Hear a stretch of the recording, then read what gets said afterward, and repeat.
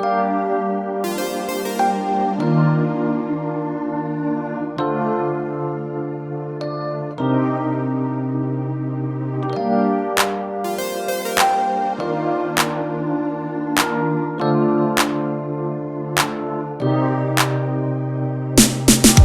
guys, Colin here. So you've probably seen in the last video this new title scheme we've been working on called Gearing Up. Essentially, this new series is all about creating conversation on certain software, hardware, or just any technology in general that's totally new, unheard of, or simply underrated, but can somehow affect the way we use tech itself today or possibly in the near future. Like the first episode, which was about turning your smartphone into a full-fledged PC. Today we're on the second episode of Gearing Up and we will be talking about Android messages. Yes, it's that official messaging app designed by Google, present on all purely stock Android devices right out of the box. I know that it's also downloadable over on the Play Store, and you might be thinking that this is some pretty basic stuff. But here's the thing, under that app is a technology that has some seriously game-changing features that people should be using more.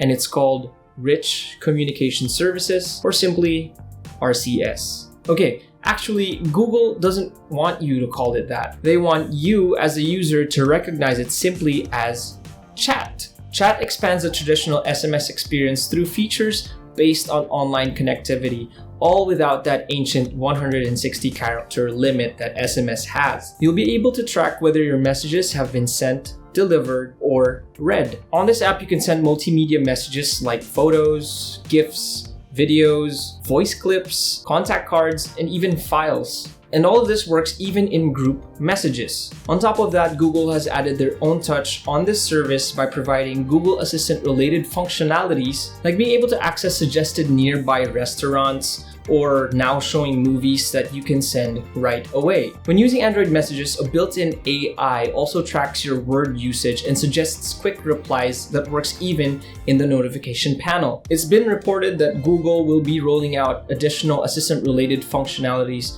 to this smart reply feature. Now, if the app detects no internet connectivity, the messaging drops back to SMS. Perhaps the most useful feature I found on this messaging system is being able to move the service to a PC through the desktop browser. There's this option in the app called Messages for Web that will have you go to messages.android.com. A QR code will be presented to you, and all you have to do is scan through the app itself, and there, you now have a messaging service that's available on your PC. If that doesn't impress you, let me clarify. This actually ties your phone to the browser, letting you not only use RCS, but also send SMS from the browser for as long as your phone is connected to the internet. You know what that all sounds like? iMessage and every other online messaging app we've grown accustomed to, like Facebook Messenger, Viber, Telegram, Hangouts, and so many others. But what's so distinct about the Google Chat service and RCS in general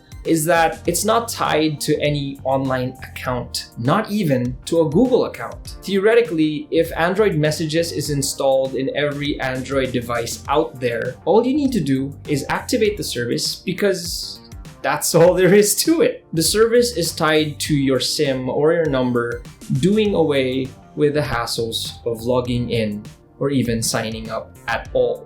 But as to why we have to talk about this seemingly simple technology is because we have to discuss where RCS fits in all of this. RCS is a technology from which Google Chat is based on. The development of this tech was initialized back in 2008 through the foresight of the GSM Association, wherein they saw that SMS will eventually be replaced by a better messaging and phone book system. And this was way before iMessage was even a thing. Today, RCS exists as a tech standard called the Universal Profile that telco providers or carriers and even phone manufacturers can implement in their devices or networks, allowing for that extended messaging functionality over the internet right out of the box. So to put it simply, we can have iMessage-like features across all devices in the world for as long as they support the Universal profile. In fact, Samsung was one of the first to leverage this technology back in 2012, with Google pledging to the cause in 2016. If you really think about it, having a messaging system like this is actually a no-brainer. You get support for a more meaningful messaging experience without having ties to a pre-existing account. Just your SIM. Basta may data connection ka like 3G or 4G, gagana itong service na to for your phone.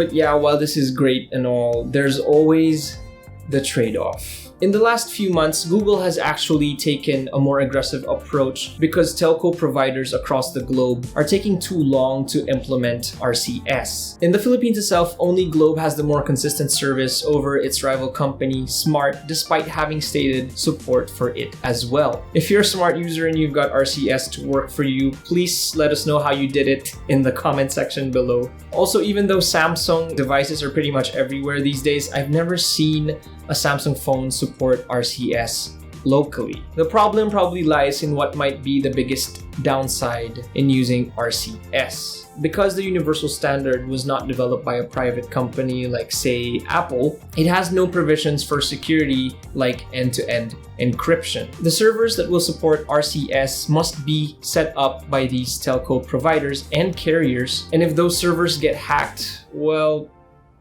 there goes privacy. If ever the government would need access to these servers for, let's say, an investigation, the telco providers have no choice but to surrender the data. Unlike Apple, who has been strongly denying authorities access to people's messaging data. But there's a silver lining here. Since Google wants everybody to essentially be on board with the benefits of using RCS through Android messages, they said that they'll find a way to be able to implement security measures in Google Chat in the near future as they improve the technology. Beyond all this, Android messages also has to contend with Facebook Messenger here in the Philippines because, as we all know, Facebook services are provided free by the local popular carriers. Nakakapag-Facebook and Facebook Messenger tayong lahat nang hindi kailangan ng may load, basta naka-on lang yung data connection mo. But to answer the question in the title, I don't think that Google's take on a modern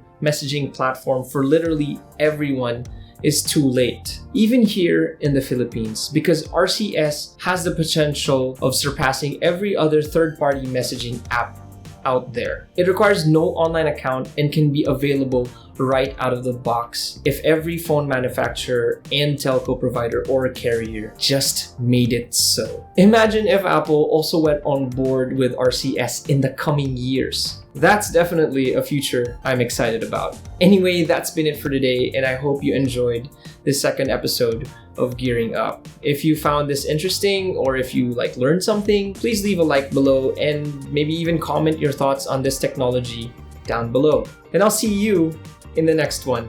Bye.